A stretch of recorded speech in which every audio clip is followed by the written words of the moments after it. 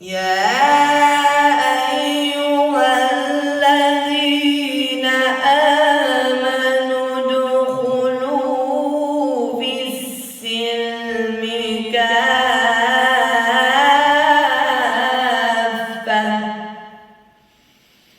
ولا تتبعوا خطوات الشيطان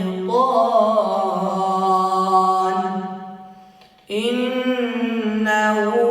لكم عدو مبين فإن زللتم من بعد ما جاءتكم البينات فاعلموا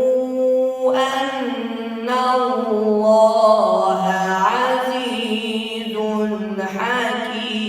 حكيم هل ينظرون إلا أن يأتيهم الله في ظلل من الغمام